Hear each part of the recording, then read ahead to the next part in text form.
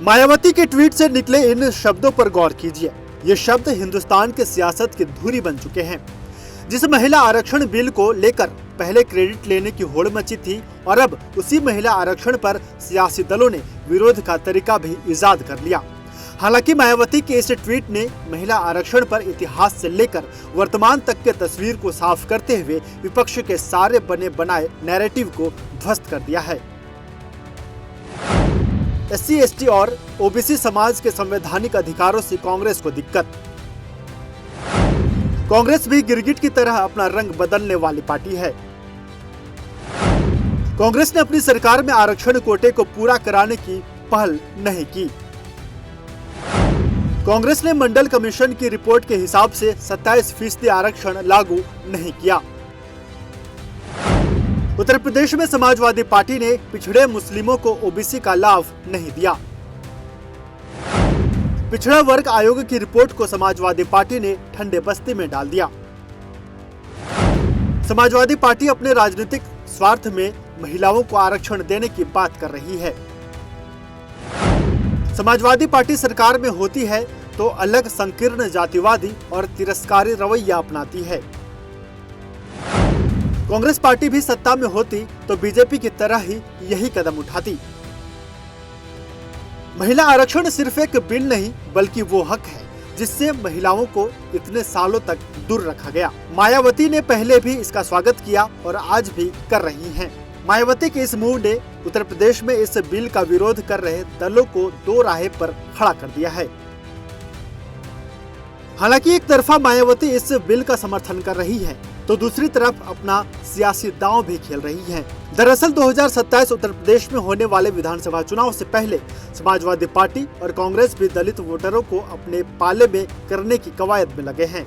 मायावती दलित वोटरों को अपने कोर वोटर मानती है। चूँकि देश के बड़े सूबे में विधानसभा चुनाव की आहट महसूस होने लगी है, लिहाजा महिला आरक्षण बिल भी सिर्फ महिलाओं की भागीदारी तक ही सीमित नहीं रह गया है, बल्कि इसी बिल के जरिए ओबीसी दलित वोट बैंक के सियासी हिस्सेदारी को भी मुद्दा बनाया जा रहा है। कई दल कोटे के भीतर भी कोटे की मांग कर रहे हैं। अब इस मांग को सियासत से क्यों जोड़ा जा रहा है, इसके लिए उत्तर प्रदेश में ओबीसी और दलित वोट बैंक के गणित को समझ लीजिए। उत्तर प्रदेश में महिला वोटर करीब 48% के आसपास हैं। उत्तर प्रदेश में ओबीसी की हिस्सेदारी करीब 40% से 50% के बीच मानी जाती है। उत्तर प्रदेश में ओबीसी के बाद दलित आबादी करीब 22% के साथ दूसरे नंबर पर है। उत्तर प्रदेश के 20% मुस्लिम आबादी में 70 से 80% पिछड़े हैं। हालांकि समाजवादी पार्टी और कांग्रेस आखिर तक इस बिल का विरोध करती रही, लेकिन मायावती ने 2 दिन पहले ही प्रेस कॉन्फ्रेंस करके इस बिल का समर्थन करके मास्टर स्ट्रोक खेला था। लोकसभा में व राज्यों की विधानसभाओं में महिलाओं को 33% आरक्षण देने की प्रक्रिया को काफी लंबे इंतजार के बाद ही सही व अन्य इसे आगे बढ़ाने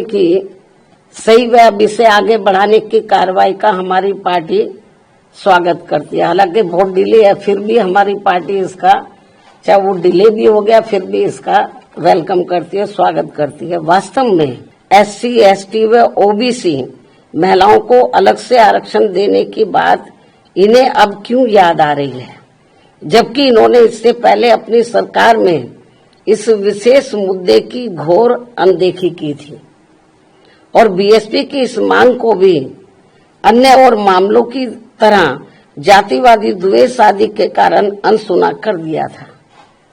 ऐसे में कुल मिलाकर बीएसपी का संक्षेप में यही कहना है कि देश में महिलाओं की लगातार हो रही दयनीय स्थिति को देखते हुए बेहतर यही है कि महिला आरक्षण को संकीर्ण दलगत राजनीति से दूर रखते हुए इसको जल्द से जल्द लागू किया जाए।